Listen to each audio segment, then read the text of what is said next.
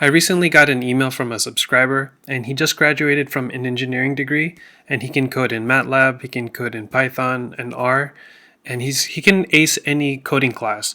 But he said something really interesting to me that I hear from developers every day. He said that every time he starts a new software project, he gets easily intimidated by new terminology or new layers of complexity, and he feels that he needs to demystify the digital world in order to move forward. As a beginner programmer, you're often taught to follow some sort of recipe, and then that's how you build some of your first programs.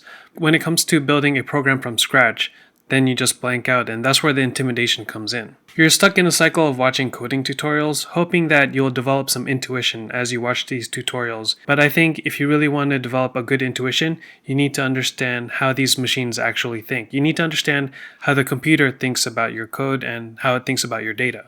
To help you develop a stronger intuition in the software world, I developed a free guide called my High IQ Software Checklist, and you can actually go through this checklist and do an audit on your code bases and see where you can improve and how you can have better IQ in your code bases. And you can download that in the link in the description. If you look at the advice that's commonly given to new programmers on which programming language to start with, they'll often recommend these higher level programming languages like Java, JavaScript, C#, Python. These are the common programming languages that people often start with. For example, it says here, Python is a good beginner-friendly language with a huge community and many libraries for doing almost anything you want.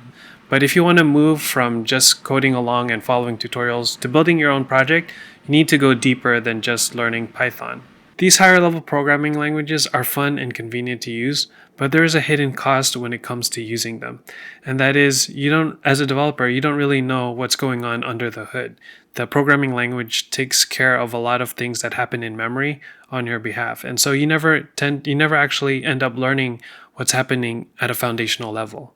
For example, in these programming languages, you don't have to care so much about heap allocation or buffer overflows or pointer arithmetic. These concepts are really important to understand, even though you're coding in these higher level programming languages in your career. So instead of these higher level programming languages, what do I recommend that beginners learn first?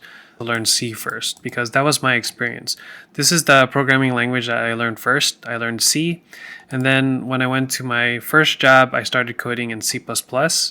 And I was able to do that because I had a good background in C. And then they also started getting me to code in Python. And then I also coded in some Java. And so I could code in all of these programming languages because I had a good foundation in C. And what's so special about C?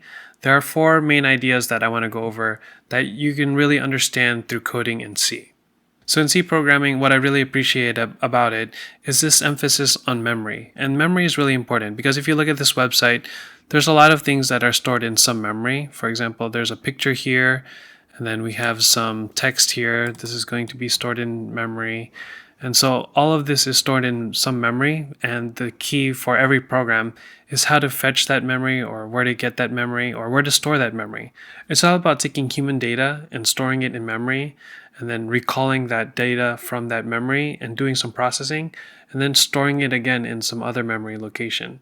And this leads to the second thing I appreciate about C programming is that it has this emphasis on pointers. You're not going to learn about pointers from Python or the higher level programming languages, only in C and C++, but pointers are really crucial when it comes to understanding the software world because in the software world, there's a lot of things called memory addresses.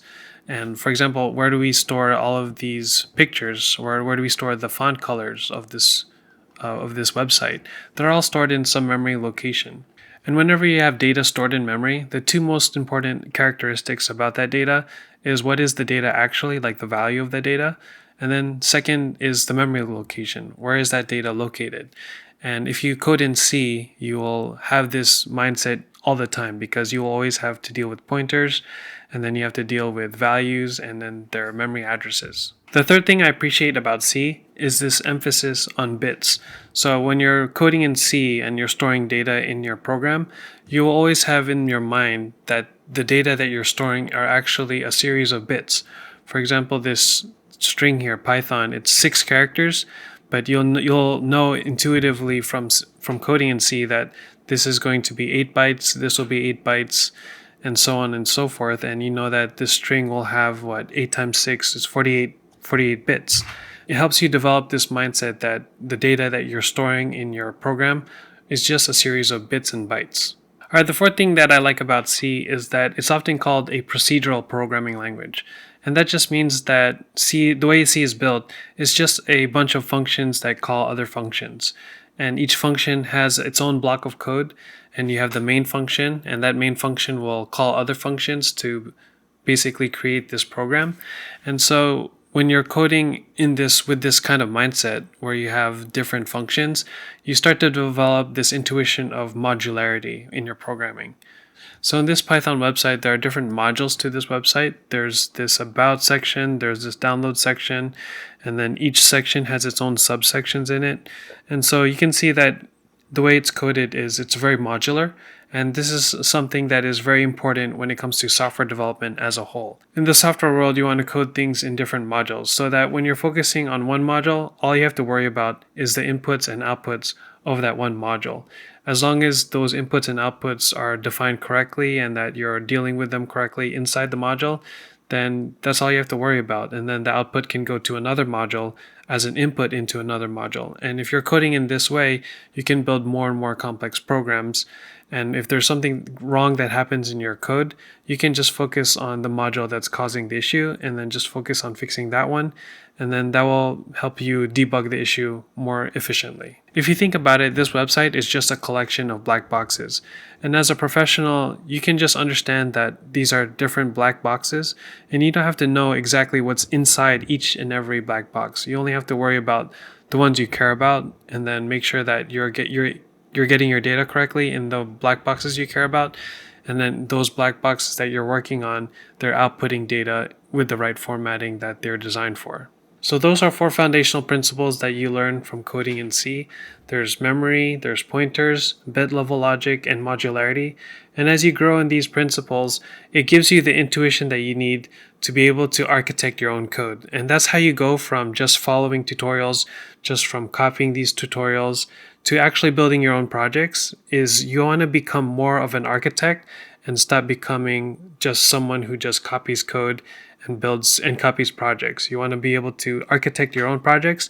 And in order to build and architect your own projects, you need to have a good foundation in these 4 principles. Now, I will say that tutorials are not bad in and of themselves. I like to compare them to guitar tabs. So I play guitar, and the way I got better at guitar is actually by learning a lot of tabs, by reading a lot of tabs. But the key thing here is that when I was learning these tabs, I was seeking for some foundational insight from these tabs on how to play guitar, how to use guitar as an instrument. And as I was looking at these tabs, as I picked up these foundational principles from these tabs, then I was able to start making my own arrangements when it comes to playing guitar. And if you want to learn more about how to go from being a junior to a senior programmer or a professional programmer, you can check out this video over here, and I'll see you in the next one. Peace.